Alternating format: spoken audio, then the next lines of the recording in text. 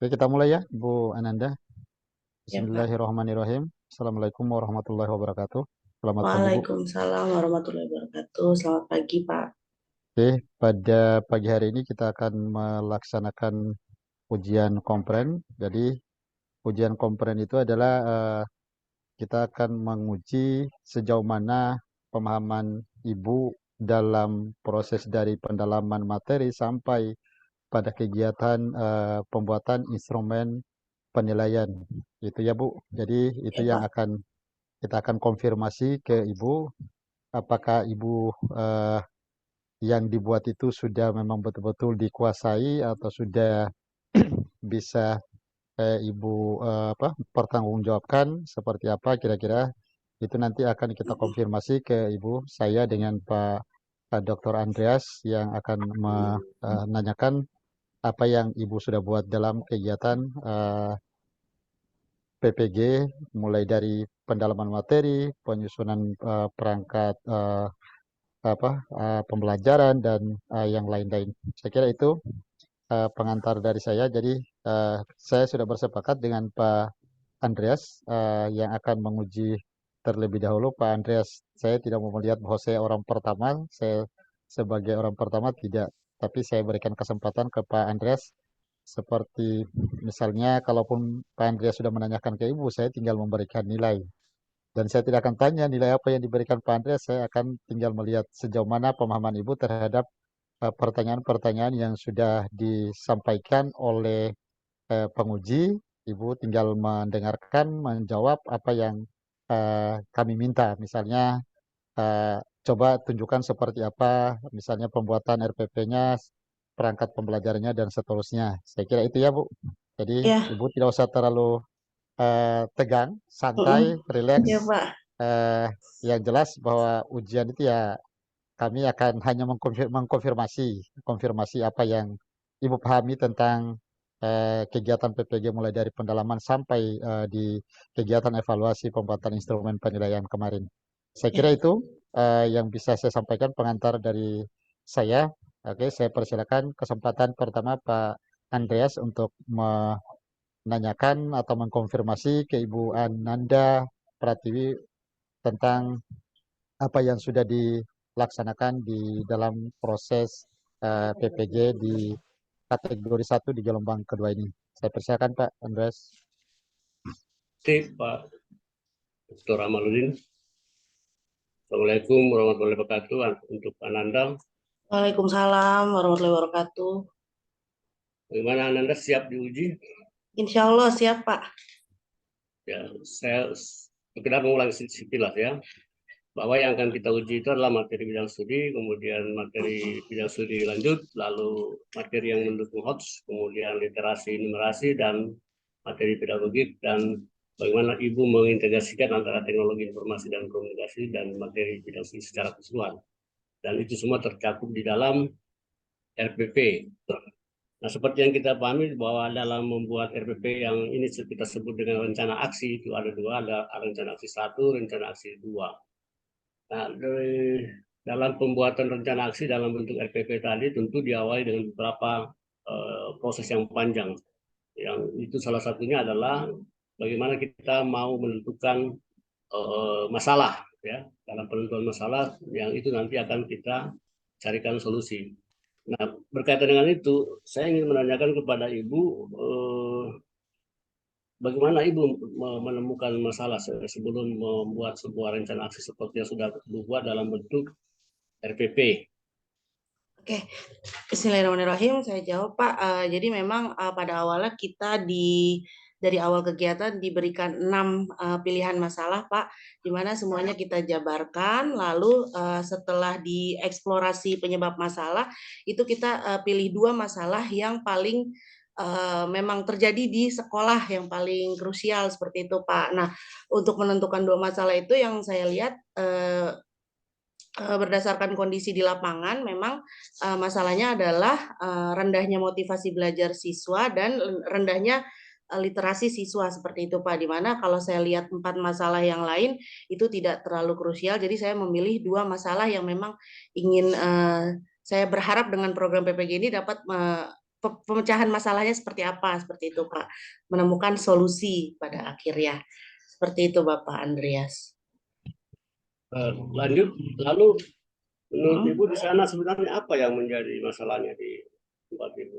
Iya, untuk masalah pertama motivasi belajar ya Pak, ini sangat terasa sekali efek pandemi Bapak, di mana sangat terasa Pak anak sebelum pandemi dan setelah pandemi itu memang sangat berbeda. Mungkin anak-anak pasca pandemi ini mereka sudah terbiasa dengan 2 tahun di rumah, lalu Oke, dengan oke, cukup ya Bapak, ya, dimotivasi belajar ya. iya motivasi Lalu Bapak. apa yang menyebabkan itu?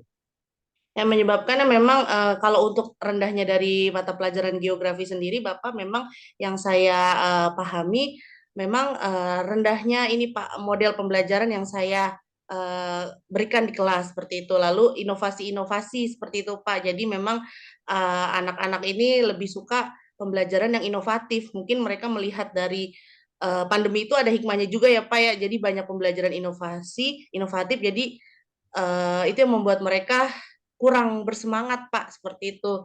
Jadi memang itu balik lagi ke saya untuk merefleksi diri seperti itu. Jadi harus mengikuti perkembangan seperti itu Pak. Berarti Ibu langsung menyimpulkan bahwa penyebabnya itu adalah kurangnya inovasi dalam model pembelajarannya. Iya betul Nah, Bapak. selanjutnya untuk mengatasi itu apa yang Bapak Ibu lakukan? Mengatasi ini saya dengan model ini yang saya angkat di RPP yang saya serahkan di Google Drive itu model pembelajarannya dengan problem based learning Bapak seperti itu, tetap dengan ada inovasi-inovasinya di dalam pembelajaran itu seperti quizzes seperti itu, kuis Pak, kuis secara online, lalu pengumpulan tugasnya juga secara online seperti itu Pak. Jadi diharapkan anak lebih termotivasi seperti itu. Bisa dijelaskan ringkas apa yang Ibu lakukan di dalam penggunaan model pembelajaran untuk mengatasi motivasi? Oke. Ya, rencananya Pak ya di RPP itu memang saya rencananya akan melibatkan ada aplikasi Nearpod Pak, dan alhamdulillahnya 2 minggu lalu di sekolah ada pelatihan Pak. Jadi sebagai bahan referensi saya juga nih untuk PPG kayak gitu ya Pak. Jadi ada aplikasi Nearpod di mana kuisnya interaktif. Jujur itu juga saya baru tahu itu ya Pak ya, aplikasi tersebut. Terus pengumpulan tugasnya juga di situ, lalu dengan aplikasi Google Site seperti itu Pak. Jadi biar anak bisa melihat tugasnya secara di mana saja mereka bisa melihatnya dengan handphone mereka seperti itu Pak. Jadi nanti rencananya memang laporan akhirnya itu akan dikumpulkan di Google Site yang mereka buat Pak seperti itu. Jadi untuk meningkatkan literasi mereka juga seperti itu Pak. Itu masalah kedua saya juga literasi Pak, rendahnya literasi. Ya, yang saya maksud itu Ibu kan memilih model problem based learning. Oh iya Ya kan? Bapak. Di situ kan ada pada fase pertama dalam model problem itu guru mengajukan sebuah fenomena dalam bentuk masalah kan, Oh masalah iya. yang akan menjadikan bahan kajian. Nah, sekarang yang saya tanyakan itu adalah bagaimana caranya Ibu memberikan itu kepada peserta didik? Oke. Dengan apa Pak? Maaf. Dengan menggunakan apa itu?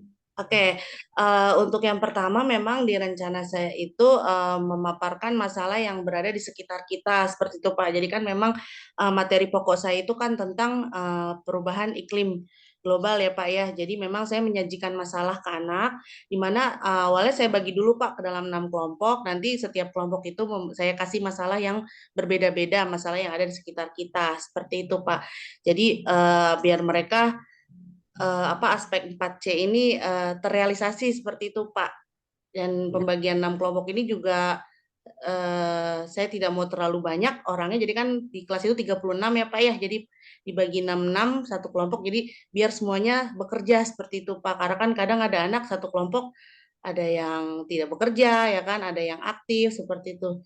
Jadi seperti itu Pak, dengan menyajikan sebuah masalah yang ada.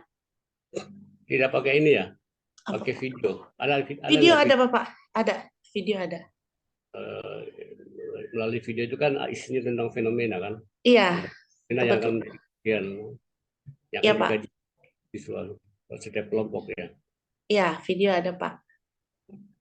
Ya. Lalu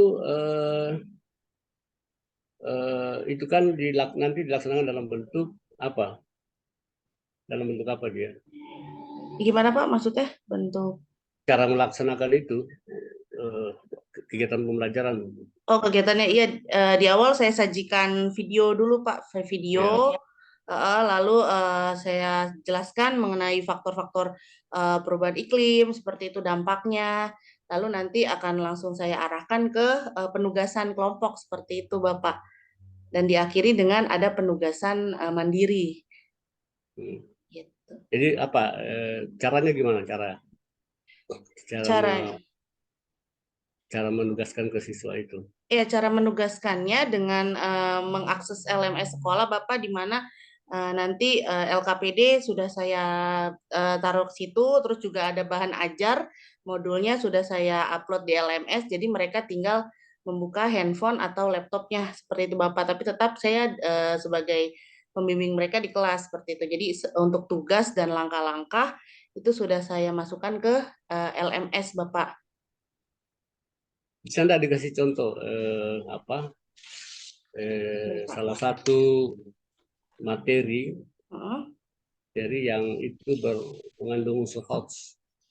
Oke, materi mengandung unsur hoax pertama, seperti satu contohnya ya Pak ya, satu masalah itu kan ada berkurangnya lahan hutan ya Pak ya. Jadi saya mengasih masalah tersebut, lalu mereka akan secara kritis ya Pak, critical thinking, mereka berpikir, ya kenapa ya hutan bisa berkurang? Oh, karena pertumbuhan penduduk, karena alih fungsi lahan seperti itu. Nah, lalu untuk yang kedua komunikasi Pak, dengan adanya kelompok itu kan mereka berkomunikasi dan pastinya berkolaborasi. Lalu untuk kreativitasnya yaitu dia Pak, saya menyarankan anak untuk pengumpulan tugasnya nanti di Google Site, mereka biar kreativitas Pak.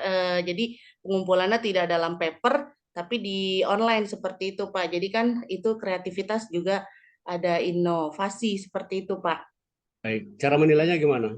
Cara penilaiannya itu kalau untuk diskusi sendiri memang ada dari keaktifan Pak, keaktifan bertanya, ya kan, keaktifan menjawab, lalu keaktifan berpikir orisinil dari pemikiran Enggak, mereka. Iya Bapak. instrumennya pakai apa instrumennya? Instrumen penilaiannya Pak? Iya. Ya, instrumen penilaiannya ada Pak di penilaian yang saya beri di Google Drive itu Pak. Jadi ada tabel penilaiannya dan ada indikator-indikatornya di situ Bapak.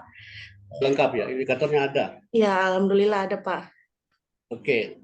Oke, sekian dari saya cukup. Saya sudah sekitar 15 hampir 20 menit. Ya, baik. Kembalikan pada Pak Dr. Amaludin. Terima kasih Pak Andreas. Oke, Bu Siti, Iya Bapak mohon Amal.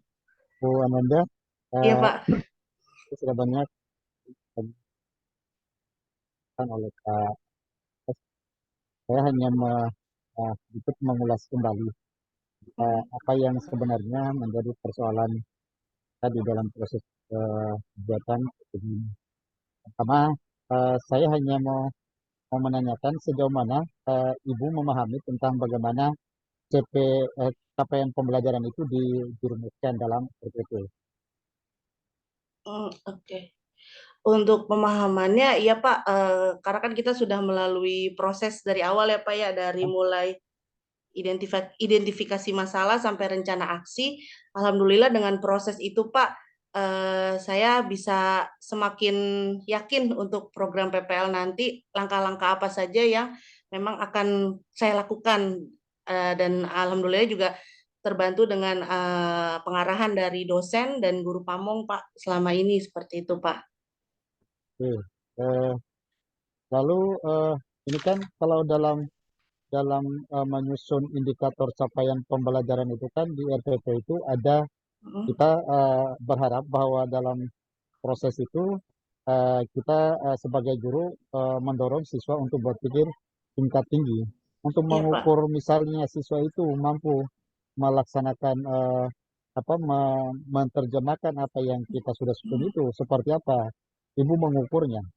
Oke, Misalnya siswa ini sudah berhasil apa tidak dan seterusnya. Oke, yang saya ukur pertama memang dari tingkat analisis jawaban dari peserta didik Pak saat diskusi analisis mereka dan jawaban orisinalitas yang mereka kembangkan seperti itu Pak. Jadi bukan mungkin mereka melihat dari Google Pak, tapi bisa mereka kembangkan seperti itu Pak. Kayak gitu saya melihatnya dari kemampuan penguasaan studi kasus mereka Pak. Ya, Seperti itu. itu maksud saya. maksudnya kalau Hmm, Ibu misalnya melihat kan dengan perkembangan iptek sekarang, ya. IT sekarang kan siswa itu Hmm, sebenarnya sudah tidak terlalu kita mengkhawatirkan apakah ya. mereka itu bisa menjawab atau tidak. Tapi kan Hmm. kita sebagai guru juga wajib untuk mengetahui sejauh mana perkembangan berpikir tingkat tinggi siswa kita itu. Itu yang saya maksud. Oh, baik. Mungkin nanti akan saya adakan ini Pak dengan post-testnya ya Pak. Jadi setelah diskusi itu Pak, nanti akan ada tugas mandiri dan memang tugasnya itu mereka kemarin yang sudah dibahas di kelas itu saya terapkan memang model C4 dan C5 seperti itu Pak. Jadi ada kaitannya dengan pembahasan yang mereka sajikan di diskusi seperti itu Pak. Jadi Oke, dengan ada Ibu tes. misalnya di dua model pembelajaran itu kan ada model PBL dan PJBL ya yang Iya Ibu Pak. pilih. Lalu misalnya kalau dalam PJBL itu penerapan misalnya tentang materinya apa Bu? Materi PJB, Ibu. PJBL saya siklus Hmm. hidrologi, Pak. Iya, misalnya kan Ya, siklus hidrologi itu kan berbicara ada siklus sedang, siklus pendek, dan pendek, siklus panjang. panjang. Iya, Nah, Pak. bagaimana caranya untuk bisa menyampaikan ke siswa bahwa inilah yang dimaksud dengan siklus pendek dan seterusnya Oke, dalam proses untuk pembelajaran? dalam proses pembelajaran memang nanti untuk di PJBL sendiri, Pak, seperti sama seperti PBL akan saya kasih video dulu pada anak tentang siklus hidrologi, lalu pembagiannya dan daerah kita aliran sungai seperti itu, Pak. Dan kebetulan memang akan saya bawa anak ke belakang sekolah di mana belakang sekolah kami itu ada Kali Ciliwung Pak seperti itu. Lalu nanti tugasnya proyeknya adalah membuat diorama seperti itu Pak, diorama siklus hidrologi di mana bahan-bahannya sudah mereka persiapkan untuk pertemuan kedua. Jadi kalau untuk PJBL itu memang saya 2 kali pertemuan Bapak seperti itu. Oke, apa kelemahannya kira-kira dalam proses pembelajaran dengan menggunakan model PJBL itu, Bu? Dengan PJBL materi itu ya. iya, kelemahannya memang di biaya ya Pak ya, di biayanya.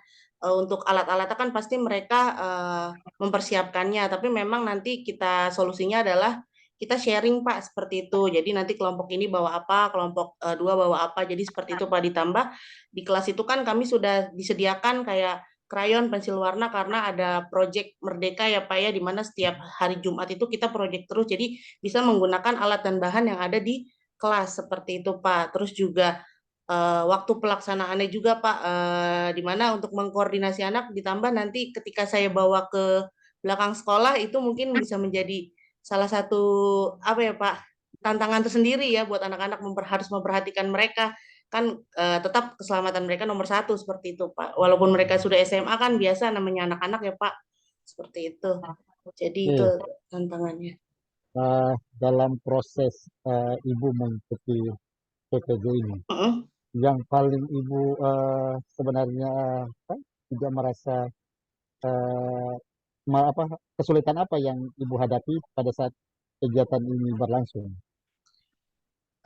Kesulitannya saat penyusunan rencana aksi seperti itu ya Pak ya. Jadi kan memang kita harus sudah punya bayangan. Di awal mungkin saya mengalami kesulitan Pak, tapi semakin hari ya kan berproses jadi saya tahu oh iya jadi nanti di lapangan saya harus seperti ini saya seperti ini. Di awal memang saya kayak aduh apalagi ya yang kurang aduh, tapi semakin dosen dan guru pamong mengkerucutkan jadi oh iya ya, ternyata dosen dan guru pamong ini memang tujuannya untuk mempermudah kita nanti di lapangan, seperti itu, Pak. Itu kesulitannya, Pak, mungkin. Tapi di endingnya saya merasa, oke, sudah mulai tercerahkan nih, Pak, seperti itu. Nanti di lapangan harus apa. Karena Oke, jujur di awal saya masih kayak banyak sekali gitu, Pak, materinya. Tapi kan tetap setiap Zoom itu kan dosen dan guru pamong selalu dikerucutkan seperti itu, Pak. oke. Eh, terakhir Bu, Iya, Pak. Eh, di dalam proses penyusunan rencana pembelajaran itu kan ada kita mau menjelaskan materi ajar di RPP, masuk misalnya Uh-uh. aspek material secara bermakna. Ini kira-kira dalam proses ini kesulitan-kesulitan yang dihadapi oleh guru dan siswa apa saja Bu, dalam proses pembelajaran? Kita mau misalnya materi apa dalam penjelasan materi ajar di RPP tersebut. Heeh, tujuannya seperti itu, Pak. Maaf, Pak, gimana, Pak? Ini kan di dalam Heeh, proses kita kan menyusun perencanaan pembelajaran itu harapan mhm, kita bahwa dengan ini siswa itu mampu kita tingkatkan termasuk tadi kan masalah yang pertama yang mendasar adalah motivasi iya, untuk belajar kaitannya dengan kondisi kita saat ini misalnya pandemi. mhm, Lalu kiat apa, langkah apa yang Ibu lakukan mhm. supaya motivasi itu bisa terbangun kembali di dalam proses siswa itu mengikuti pelajaran? Oke, kiatnya adalah pasti pertama kita sebagai guru memberikan afirmasi afirmasi positif terus ya Pak ke anak seperti itu. Karena kan beda anak sekarang dengan anak 5 tahun yang lalu itu secara semangatnya tuh beda Pak pengalaman kalau yang menurut saya pribadi ya Pak. Jadi afirmasi positif. Lalu juga dengan ini Pak menerapkan ini pembelajaran yang inovatif, lalu menerapkan model pembelajaran yang dengan PBL atau PJBL ini seperti itu Pak dengan berpikir tingkat tinggi lalu meningkatkan rasa percaya diri mungkin untuk peserta didik yang secara akademisnya kurang Pak, secara keterampilan kurang seperti itu. Karena kan biasanya kita terlalu berfokus pada yang pinter-pinter aja, yang aktif-aktif aja, sementara yang kurang kadang kita nggak kelihatan gitu loh Pak mereka dengan seperti itu Pak mungkin langkah-langkah saya dengan menyemangati yang kurang-kurang ini dulu Pak, seperti itu. Oke, cukup Bu Nanda. Mungkin cukup Pak Andreas. Setelah ini Pak Andreas Kita di ini kan tinggal 15 titik. Dengan sendirinya akan dikembalikan ke ke host. host. Baik. Terima Bagaimana kasih Pak Andreas bagaimana dan Pak bagaimana Gimana Amal. menangkap perasaannya Bu Ananda Kenapa Pak? setelah perasaan Ibu setelah mengikuti ujian hari ini? Alhamdulillah Pak, lega, plong. Terima kasih buat Pak Andreas, Pak Amal atas bantuannya selama ini. Semoga lancar sampai akhir ya Pak. Men, setelah itu Bu Amin. Nanda ya. mengajar di mana ya? SMA ya? Saya di SMA 39 Jakarta, Bapak. Oh, daerah mana itu ya? Timur, Pak, di Komplek Oh, Kopassus. Oh Jakarta Jakarta Timur. Timur ya. Iya, Bapak. Jakarta Timur. Ya, ya. Mudah-mudahan sukses sampai akhir. Amin, ya Setelah Rabbal Alamin. setelah ini kan ada lagi praktek ya PPL. Iya, PPL Bapak. Setelah ini. Ya. Tinggal kita menunggu saja. Iya. Sekarang 14 Oke. 14 detik.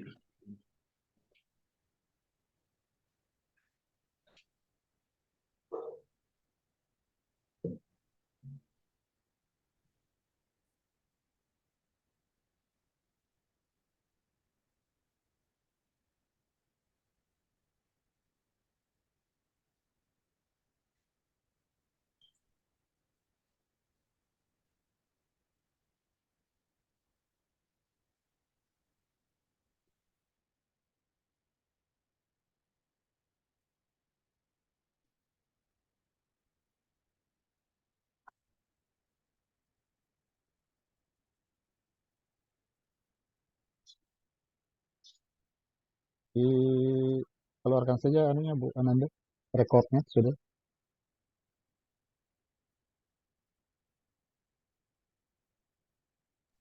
Baik, Bapak.